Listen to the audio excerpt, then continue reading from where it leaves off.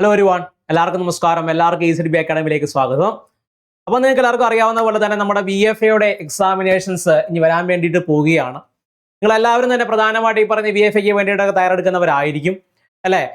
ഈ പറയുന്ന കുറച്ച് നാളുകളായതേ ഉള്ളൂ ഈ പറയുന്ന VFAയുടെ ഈ പറയുന്ന നോട്ടിഫിക്കേഷൻ വന്നതിന് ആപ്ലിക്കേഷനൊക്കെ കൊടുത്തിട്ട് ഒരുപാട് പേര് ഈ പറയുന്ന എക്സാമിനേഷന് വേണ്ടി കാത്തിരിക്കാൻ വേണ്ടിയിട്ട് തുടങ്ങിയിട്ട്. നിങ്ങൾക്ക് എല്ലാവർക്കും അറിയാം, ഇപ്പോൾ 2026 തുടക്കത്തോട് കൂടി തന്നെ പ്രധാനമായിട്ട് 25 വന്നിട്ടുള്ള നോട്ടിഫിക്കേഷൻസിന്റെ എല്ലാം തന്നെ പരീക്ഷകൾ എന്ന് നടക്കുമെന്നുള്ള കാര്യത്തെ സംബന്ധിച്ച് PSC അവർ എക്സാമിനേഷൻ കലണ്ടർ ഓൾറെഡി അവരെന്ത് ചെയ്യുന്നു ഔട്ട് ചെയ്തിട്ടുണ്ടായിരുന്നു.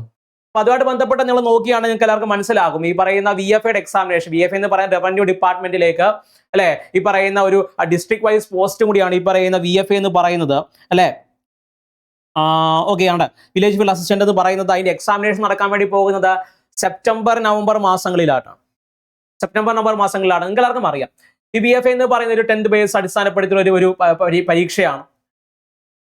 നമ്മുടെ മറ്റു പരീക്ഷകളെ അടിസ്ഥാനപ്പെടുത്തി നോക്കുകയാണെങ്കിൽ അതായത് ഈ പറയുന്ന LGS ഇന്ത്യയോ LDയുടെ ഒക്കെ കൂട്ട് ഒരുപാട് പേര് ഈ പറഞ്ഞ റാങ്ക് ലിസ്റ്റിനകത്ത് വരികയും ഒരുപാട് പേര് ഈ പറഞ്ഞ രീതിയിൽ നിയമനം നടക്കുകയും ചെയ്യുന്ന ഒരു പരീക്ഷയല്ല എന്നുള്ളത് നമുക്ക് എല്ലാവർക്കും അറിയാം. എന്നിരുന്നാലും ഒരു ഡീസന്റ് എമൗണ്ട് ഓഫ് ഈ പറയുന്ന ആളുകൾക്ക് നിയമനങ്ങളൊക്കെ ലഭിക്കുന്ന ഒന്നുകൂടിയാണ് ഈ പറയുന്ന VFA അല്ലെങ്കിൽ വില്ലേജ് ഫീൽഡ് അസിസ്റ്റന്റ് എന്ന് പറയുന്നത്.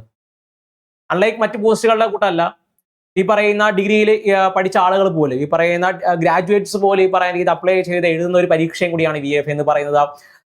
ഡിസ്ട്രിക്ട് വൈസ് പോസ്റ്റുകളാണ് അതിന്റെ ഭാഗമായിട്ട് ലഭിക്കുന്നത്. നിങ്ങൾക്ക് എല്ലാവർക്കും അറിയാമത്. പണ്ട് ഒരു ട്രെൻഡ് ഉണ്ടായിരുന്ന ഒരു കാര്യം എന്ന് വെച്ച് കഴിഞ്ഞാൽ ഈ പറയുന്ന പരീക്ഷ എഴുതുക, അതിനുശേഷം ഈ പറയുന്ന റാങ്ക് ലിസ്റ്റിൽ വരിക എന്നുള്ളതൊക്കെ ആയിരുന്നു അല്ലെ. ഈ പറയുന്ന പരീക്ഷ എഴുതുക, റാങ്ക് ലിസ്റ്റിൽ വരിക, റാങ്ക് ലിസ്റ്റ് വന്നു കഴിഞ്ഞാൽ ജോലി കിട്ടുമെന്നുള്ള പരിപാടി ഇപ്പോൾ ഇല്ല.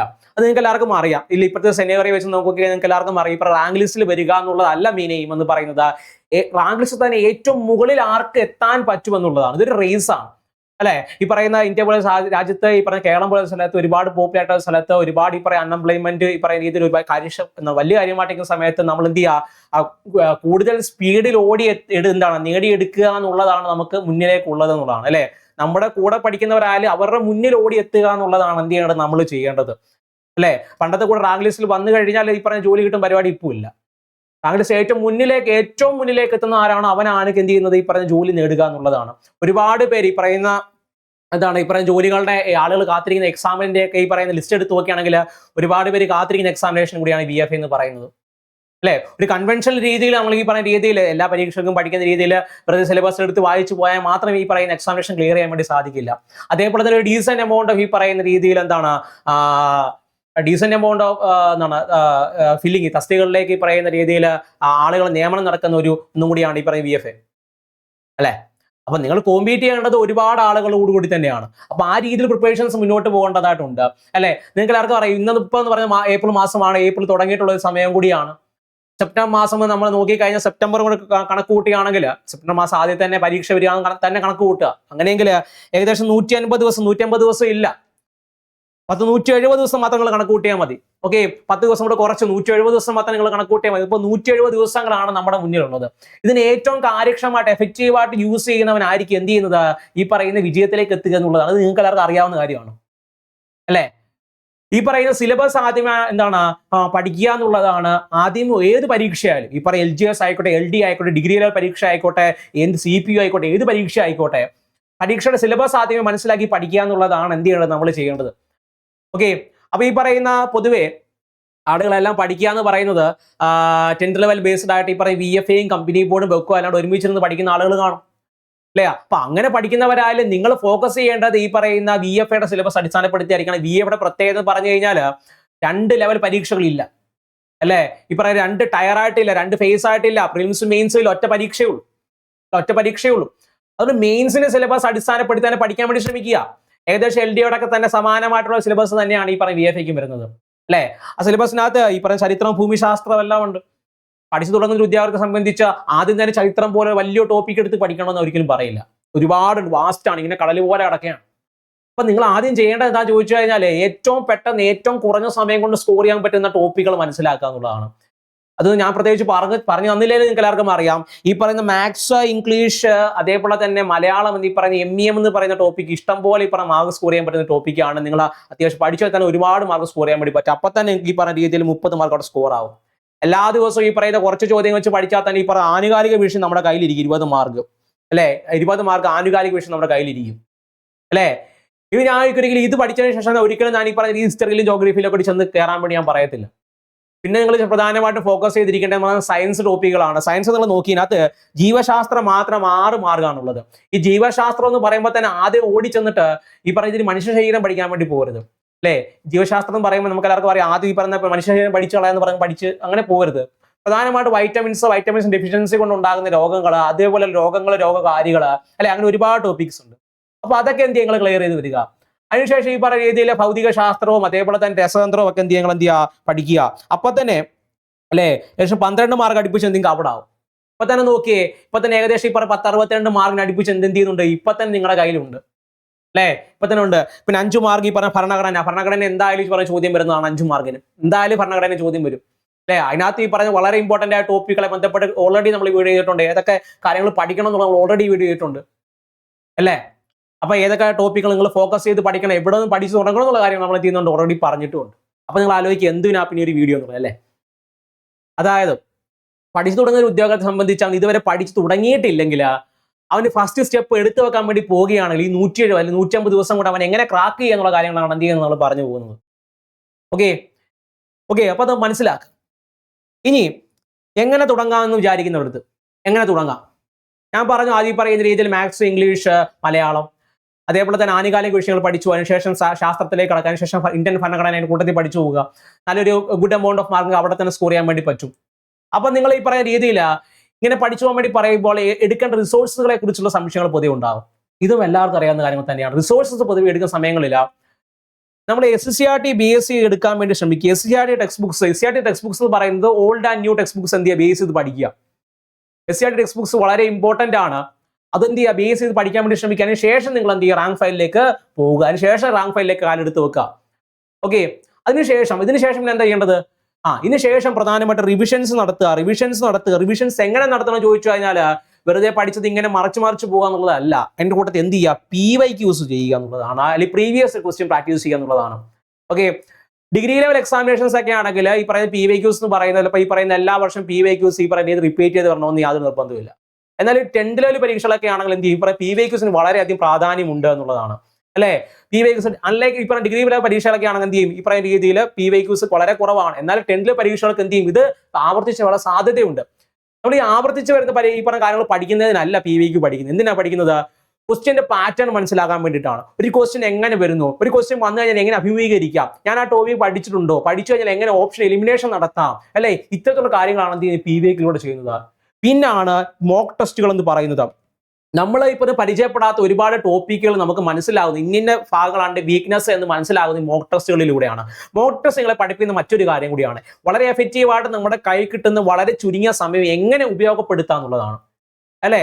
നിങ്ങൾക്ക് PSC പരീക്ഷയുടെ ഏത് കോമ്പറ്റേറ്റീവ് എക്സാമിനേഷൻ ആയിക്കോട്ടെ വളരെ ചുരുങ്ങിയ സമയം കൊണ്ട് എന്ത് ചെയ്യുക നിങ്ങൾ ഉത്തരങ്ങളിലേക്ക് എത്തുക, അത് മാർക്കിൽ OMRൽ കറപ്പിച്ച് പോവുക എന്നുള്ളതാണ് നമ്മൾ എന്ത് ചെയ്യുന്നത് ആ പരീക്ഷ ഹാളിലെ ഏറ്റവും വലിയ ജോലി എന്ന് പറയുന്നത് അല്ലെ. അത് ചെയ്ത് പഠിക്കണമെങ്കിൽ വെറുതെ PYQs പോയാൽ മാത്രം മതിയോ? അല്ല, മോക്ക് ടെസ്റ്റുകൾ ചെയ്ത് നോക്കണം അല്ലെ. ഈ പറഞ്ഞ OMR ചെയ്ത് നോക്കണം. OMR നല്ല രീതിയിൽ എന്ത് ചെയ്യുന്നുണ്ട് ഈ പറഞ്ഞ കറുപ്പിച്ച് തഴക്കം വരണം അല്ലെ. ആ രീതിയിലാണ് നിങ്ങൾ ഈ പറഞ്ഞ OMR ഒക്കെ വേണ്ടിയിട്ട് എടുത്തു വെച്ച് പഠിക്കാൻ തീരുമാനമെടുത്തവരാണെങ്കിൽ നമ്മുടെ ACDB അക്കാഡമിയിൽ നമ്മൾ ഈ പറഞ്ഞ OMR ഒരു പുസ്തകം തന്നെ ഇറക്കിയിട്ടുണ്ട്. ഈ പ്രാക്ടീസ് ചെയ്ത് പഠിക്കേണ്ടവർക്ക് ഏറ്റവും മികച്ച ഒരു തീരുമാനം ഇതെന്ന് പറയുന്നത്. ഓക്കെ, നിങ്ങൾക്ക് ഈ പറഞ്ഞ രീതിയിൽ ഇഷ്ടംപോലെ ചോദ്യങ്ങളുണ്ട്. നോക്കിയേ, ഇഷ്ടംപോലെ ഈ പറഞ്ഞ രീതിയിൽ OMR ബുക്ക് ലെക്ചർ ഉണ്ട്. ഇതിനകത്ത് നിങ്ങൾക്ക് ഈ പറഞ്ഞ ചോദ്യങ്ങൾ നമ്മുടെ അവിടെ അവൈലബിൾ ആണ്. നിങ്ങൾക്ക് എന്ത് ചെയ്യാം അപ്പോൾ ഇതിനകത്ത് ഇതിനുശേഷം ചോദ്യങ്ങൾ എടുത്തതിന് ശേഷം നിങ്ങൾക്ക് എന്ത് ചെയ്യാം കറുപ്പിച്ച് പഠിക്കാനും പറ്റുന്നതാണ്. ഓക്കെ, അതിനുശേഷം ഈ പറഞ്ഞ മോക്ക് ടെസ്റ്റും PYQs എല്ലാം ചെയ്തതിനു ശേഷം നിങ്ങൾ എന്ത് റിവിഷൻ ചെയ്യുക, പഠിച്ച കാര്യങ്ങൾ ഒന്നുകൂടെ റിവൈസ് ചെയ്യുക. 107 ദിവസം പറഞ്ഞാൽ വലിയൊരു വാസ്റ്റ് സിലബസ് ആണ്. അപ്പൊ അത് പഠിച്ചു പോകണം, അതിൻ്റെ കൂടെ റിവിഷൻ ചെയ്യണം, മോക്ക് ടെസ്റ്റ് കാണണം, PYQs ചെയ്യണം അല്ലേ. ഇതിന്റെ കൂട്ടത്തിൽ തന്നെ ഈ പറഞ്ഞ രീതിയിൽ എന്ത് ചെയ്യുന്നുണ്ട് പുതിയ ചോദ്യങ്ങൾ മനസ്സിലാക്കാനും അതേപോലെ തന്നെ അതെന്ത് ചെയ്യുക കൈകാര്യം ചെയ്യാനും പഠിക്കുക എന്നുള്ളതാണ്. ഓക്കെ, അപ്പൊ നീ വളരെ സയന്റിഫിക് ആയിട്ട് തന്നെ കാര്യങ്ങൾ എന്ത് ചെയ്യുക നിങ്ങളത് നോക്കി കാണാൻ വേണ്ടി ശ്രമിക്കുക. ഈ പറയുന്ന കൺവെൻഷൻ രീതിയിൽ ഈ പറയുന്ന വലിയൊരു LGSന്റെ ഇപ്പം ടെൻഡർമെന്റ്സിന്റെ ഒക്കെ വലിയൊരു റാങ്ക് ഫയൽ എടുത്ത് വെച്ച് പഠിക്കാന്ന് പറഞ്ഞു കഴിഞ്ഞാൽ നിങ്ങൾക്ക് എല്ലാവർക്കും പറയും ബൾക്കാർ പുസ്തകം കാണുമ്പോൾ സൈക്കോളജിക്കലി മനുഷ്യനുണ്ടാകുന്ന ഒരു കാര്യമാണ്, ഇത് പഠിച്ചു തീർക്കാൻ വേണ്ടി പറ്റുമോ എന്നുള്ള സംശയം. ഓക്കെ, അപ്പൊ അങ്ങനെ ഒരു സംശയം ഉണ്ടാവാതിരിക്കണമെങ്കിൽ SCRT പോലെ വളരെ പുസ്തകങ്ങളൊക്കെ ആണെങ്കിൽ വളരെ ചെറുതാണ്, നിങ്ങൾക്ക് വായിച്ച മനസ്സിലാവുന്ന രീതിയിലാണ് അത് ഫ്രെയിം ചെയ്തിട്ടുള്ളത്. അതിൽ നിന്നൊക്കെയായിരിക്കും പൊതുവെ ചോദ്യങ്ങൾ വരുന്നത്. ഓക്കെ, അപ്പൊ അത് ബേസ് ചെയ്ത് പഠിക്കാൻ വേണ്ടി ശ്രമിക്കുക. നിങ്ങൾക്ക് അറിയാവുന്ന കാര്യങ്ങൾ തന്നെയാണ് നമ്മൾ പറഞ്ഞു പോയിട്ടുള്ളത്. ഓക്കെ, ഇനി എന്തെങ്കിലും സംശയങ്ങളൊക്കെ ഉള്ളവരാണെങ്കിൽ ആലോചിക്കുക, നിങ്ങൾക്ക് ഇത്രയും കാലമായിട്ട് നിങ്ങൾ പഠിക്കുന്നു, പല പരീക്ഷകൾ എഴുതുന്നു, പലതും ഈ പറഞ്ഞ രീതിയിൽ ക്രാക്ക് ചെയ്യാൻ വേണ്ടി പറ്റുന്നില്ല എന്നുള്ളെങ്കിൽ അത് നിങ്ങളുടെ തെറ്റല്ല. അത് മനസ്സിലാക്കുക, നിങ്ങളുടെ തെറ്റല്ല. ഈ പറയുന്ന പരീക്ഷ ക്രാക്ക് ചെയ്യാൻ പറ്റാത്തത് നമ്മുടെ തലച്ചോറിന് അതിനുള്ള ശേഷിയില്ലാത്തത് കൊണ്ടോ അല്ലെങ്കിൽ ഈ പറഞ്ഞ രീതിയിൽ നമ്മൾ മന്ദബുദ്ധികളായതുകൊണ്ടല്ല. നമ്മൾ ഫോളോ ചെയ്യുന്ന പ്ലാനിനുണ്ടായ ഒരു പിഴവാണത്. നമ്മൾ ചെയ്യുന്ന പ്ലാൻ, ഇപ്പം നമ്മൾ പറയാറില്ല, ഈ പറഞ്ഞ പല രീതിയിൽ ഒരു മരം മുറിക്കാന്ന് പറയുന്ന പോലെ നമ്മൾ ഈ പറഞ്ഞ രീതിയിൽ നമ്മൾ ഉപയോഗിക്കുന്ന കോടാലിയുടെ പ്രശ്നമായിരിക്കാം. മൂർച്ചയില്ലാത്ത കോടാലി കൊണ്ടോ അല്ലെങ്കിൽ വെട്ടുന്ന രീതിയോ അല്ലെങ്കിൽ നിങ്ങൾ എന്ത് ചെയ്യാം, ഈ പറയുന്ന രീതിയിൽ മരം മുറിക്കാൻ നമ്മളെ സഹായിക്കും. അതിനകത്തുണ്ടാകുന്ന പാകപ്പഴം എന്ത് ചെയ്യും, ഇതിനെ നമ്മൾ എന്ത് ചെയ്യും, പ്രതികൂലമായിട്ട് ബാധിക്കുന്നുള്ളതാണ്. അപ്പോൾ അത് ചെയ്യേണ്ടത് നിങ്ങളുടെ സ്ട്രാറ്റജി മാറ്റുക എന്നുള്ളതാണ്, സ്ട്രാറ്റജി മാറ്റി പഠിക്കുക എന്നുള്ളതാണ്. ഒരു സ്ട്രാറ്റജി സ്വന്തമായിട്ട് ബിൽഡ് ചെയ്യാനുള്ള സമയം നിങ്ങൾക്ക് ഇല്ല, അങ്ങനെ ഒരു പരിപാടി നിങ്ങൾ ഈ പറഞ്ഞ രീതി നിങ്ങളെ കൊണ്ട് കഴിയുന്നില്ല എന്നുണ്ടെങ്കിൽ നിങ്ങൾ ആലോചിക്കുക, നിങ്ങൾക്ക് വേണ്ടത് വളരെ ഫോക്കസ്ഡ് ആയിട്ടുള്ള എന്താണ്, ഒരു ട്രെയിനിങ് ആണ്. അത് നമ്മൾ ഈ പറഞ്ഞ രീതിയിൽ നമ്മൾ 3-in-1 ബാച്ച് എന്ന് പറയുന്ന ബാച്ച് നമ്മൾ ലോഞ്ച് ചെയ്തിട്ടുണ്ടായിരുന്നു. അതിന്റെ ഭാഗമായിട്ട് VFAയും കമ്പനി ബോർഡിനെ LGS ഈ പറയുന്ന ബെക്കോയി കണ്ട് ഒരുമിച്ച് പഠിക്കാൻ വേണ്ടി പറ്റുന്നതാണ്. ഓക്കെ, അപ്പോൾ പ്രധാനമായിട്ടും പറയുന്നത് ഈ പറയുന്ന BFAയുടെ ഈ പറയുന്ന മെയിൻ സിലബസ് അടിസ്ഥാനപ്പെടുത്തി പഠിക്കുക എന്നുള്ളതാണ്. നമ്മുടെ ഈ പറഞ്ഞ ബാച്ചിന്റെ ഭാഗമായിട്ട് നിങ്ങൾക്ക് ഈ പറഞ്ഞ PYQസും മോക്ക് ടെസ്റ്റുകളും സിലബസ് ബേസ് ക്ലാസ്സുകളും ഡൗട്ട് ക്ലിയറിംഗ് സെക്ഷൻസും ഫുൾ സിലബസ് കവർ ചെയ്തതിനു ശേഷം നിങ്ങൾക്ക് പറയാൻ ബന്ധപ്പെട്ട മോക്ക് ടെസ്റ്റുകളും എല്ലാം ലഭ്യമാകുന്നതായിരിക്കും. പഠിച്ചു തുടങ്ങുന്ന വിദ്യാർത്ഥികളെ സംബന്ധിച്ച് അതിന് വേണ്ടുന്ന എല്ലാ കാര്യങ്ങളും ഭാഗമായിട്ട് എന്ത് ചെയ്യും, പ്രൊവൈഡ് ചെയ്യുന്നതുമായിരിക്കും. ഓക്കെ, അപ്പോൾ ഒരു കാര്യം ആലോചിക്കുക, എത്ര പഠിച്ചിട്ടും മനസ്സിലാകുന്നില്ല, എത്ര പഠിച്ചിട്ടും ഈ പറഞ്ഞ പരീക്ഷകൾ ക്ലിയർ ചെയ്യുന്നില്ല എന്നുള്ളത് നിങ്ങളുടെ തെറ്റല്ല. ഓക്കെ, അതേപോലെ തന്നെ ഞാൻ 10 മണിക്കൂർ ഇരുന്ന് പഠിച്ചു എന്നുള്ളത് കൊണ്ട് ഒരു പരീക്ഷയും പാസ്സാവണമെന്നില്ല. 10 മണിക്കൂർ അല്ലെങ്കിൽ ഈ പറഞ്ഞ എത്ര മണിക്കൂർ സ്പെൻഡ് ചെയ്യുന്നു എന്നുള്ളതല്ല, സ്പെൻഡ് ചെയ്യുന്ന സമയങ്ങളിൽ നിങ്ങൾ അത് എഫക്റ്റീവായിട്ട് നിങ്ങൾക്ക് അത് യൂസ് ചെയ്യാൻ വേണ്ടി പറ്റുന്നുണ്ട്, അല്ലെങ്കിൽ മനസ്സിലത് ഇരിക്കുന്നുണ്ട്, അത് റിവൈസ് ചെയ്യാൻ പറ്റുന്നുണ്ടോ എന്നുള്ളതിലാണ്. അപ്പോൾ സ്ട്രാറ്റജി മാറ്റുക. സ്ട്രാറ്റജി മാറ്റിയ ശേഷം ഈ പറഞ്ഞ വരുന്ന 107 ദിവസങ്ങൾ കൊണ്ട് റാങ്ക് ലിസ്റ്റിൽ പെടുക എന്നുള്ളതല്ല നിങ്ങൾ ചിന്തിക്കേണ്ടത്. റാങ്ക് ലിസ്റ്റിൽ പെടുക എന്നുള്ളതല്ല. റാങ്ക് ലിസ്റ്റിൽ പെട്ട് കഴിഞ്ഞാൽ ജോലി കിട്ടണമെന്നില്ല. ഓക്കെ, ഒരു ഡീസൽ ലെവൽ എന്നാണ് ഈ പറയുന്ന നിയമനം നടത്തുന്ന ഒരു പോസ്റ്റാണ്. അപ്പോൾ വെറുതെ റാങ്ക് ലിസ്റ്റ് കയറുക എന്നുള്ളതല്ല, റാങ്ക് ലിസ്റ്റ് ഏറ്റവും ഉയർന്നിലേക്ക് ഈ പറയുന്ന രീതിയിൽ ഏറ്റവും മുകളിലേക്ക് എത്തുക എന്നുള്ളതാണ് എന്ത് ചെയ്യേണ്ടത്, നമ്മുടെ മുന്നിലെ ഫോക്കസ് എന്ന് പറയുന്നത്. അപ്പോൾ അതിലേക്ക് എന്ത് ചെയ്യാൻ, നിങ്ങളത് നിങ്ങളുടെ വീക്ഷണം അങ്ങോട്ടേക്ക് മാറ്റുക എന്നുള്ളതാണ്. ഇത്രയും നാളെ നിങ്ങൾ ഒരു പരീക്ഷയെ നോക്കിക്കൊണ്ടിരുന്ന ആ ഒരു എന്താണ് പോയിന്റ് ഓഫ് വ്യൂവിൽ നിന്നും ഇച്ചിരി മാറ്റിയതിനു ശേഷം എന്ത് ചെയ്യുക, നിങ്ങൾ പുതുതായിട്ട് ഒരു ഐഡിയ നിങ്ങളുടെ മുന്നിലേക്ക് എന്ത് ചെയ്യുക, കൊണ്ടുവരിക. അതിന് വേണ്ടിയിട്ട് എന്ത് ചെയ്യുക, പ്രയത്നിക്കുക. ഞാൻ ഈ പറഞ്ഞ രീതിയൊക്കെ അത്യാവശ്യം നിങ്ങൾ പല ഭാഗങ്ങളിൽ നിന്ന് കേട്ടിട്ടുണ്ടായിരുന്നതായിരിക്കും, നിങ്ങൾ ഈ പറഞ്ഞ രീതിയിൽ ആ രീതിയിൽ പഠിച്ചു പോയിട്ടുണ്ടായിരുന്നവരായിരിക്കും. ഓക്കെ, നിങ്ങൾ ആദ്യമായിട്ട് കാണുന്നവരാണെങ്കിൽ അല്ലെങ്കിൽ ഈ പറഞ്ഞ രീതിയിൽ നമ്മൾ ഈ പറഞ്ഞ രീതി ഫോക്കസ് ചെയ്ത് അല്ലെങ്കിൽ ഈ പറഞ്ഞ ചെയ്യാത്തവരാണ്, ഈ ഒരു രീതിയിൽ നിങ്ങൾ ഈ പറഞ്ഞ പഠിച്ച് മുന്നോട്ട് പോകാത്തവരൊക്കെ ആണെങ്കിൽ ഇതൊന്ന് ചെയ്തു നോക്കുക. തീർച്ചയായിട്ടും നിങ്ങൾക്ക് ഇത് എന്ത് ചെയ്യും, ഉപകാരപ്രദമാകും. ഈ പറയുന്ന വർഷങ്ങളായിട്ട് PSC പരീക്ഷകൾ പഠിച്ച് ജോലിക്ക് കയറിയിട്ടുണ്ടായിരുന്ന ആളുകൾ പറയുന്ന കാര്യങ്ങൾ തന്നെയാണ്. ഓക്കെ, അപ്പൊ ഈ പറയുന്ന വിജയിച്ചവരുടെയും കാര്യങ്ങൾ എന്ത് ചെയ്യും, നമ്മൾ ഈ പറഞ്ഞ രീതിയിൽ അവർ ഏത് വഴിയാണ് അവർ സ്വീകരിച്ചിട്ടുണ്ടായിരുന്ന ആ വഴി നമ്മൾ സ്വീകരിക്കുന്ന ഒരാൾ തെറ്റുമില്ല, അല്ലെ? പ്രധാനമായിട്ട് ഈ പറയുന്ന ലക്ഷ്യമാർഗത്തെ സാധൂകരിക്കുന്നുള്ളതാണ്. അപ്പൊ എന്ത് ചെയ്യാം, നമ്മൾ ഈ പറയുന്ന രീതിയിൽ മാർഗം എങ്ങനെയല്ല, ലക്ഷ്യമാണ് നമുക്ക് എന്ത് ചെയ്യും പ്രധാനം. ആരുടെയും മാർഗങ്ങൾ ഏറ്റവും എളുപ്പത്തിൽ പരീക്ഷകൾ ക്ലിയർ ചെയ്ത് എങ്ങനെ മുന്നേറാന്നുള്ളത് ആര് മാർഗം പറഞ്ഞു തന്നാൽ എന്ത് ചെയ്യുക, നിങ്ങളത് ഉപയോഗിക്കുക. അതിൽ നിന്ന് നിങ്ങൾ ആശയം ഉൾക്കൊണ്ടുകൊണ്ട് നിങ്ങളുടെ പ്ലാൻ എന്ത് ചെയ്യുക, ഫോം ചെയ്തെടുക്കുക എന്നുള്ളതാണ്. ഓക്കെ, അപ്പം ഡീമോട്ടിവേറ്റഡ് ആവട്ടെ അല്ല ചെയ്യേണ്ടത്, എന്ത് ചെയ്യുക, ഇതൊരു ഒരു റേസായിട്ട് കണക്ക് കൂട്ടിയിട്ട് എന്ത് ചെയ്യുക, ഏറ്റവും പെട്ടെന്ന് ഓടി മുന്നിലെത്തുക. നിങ്ങളെ കൊണ്ട് കഴിയും, കഴിയട്ടെ എന്ന് ആശംസിക്കുകയാണ്. Thank you.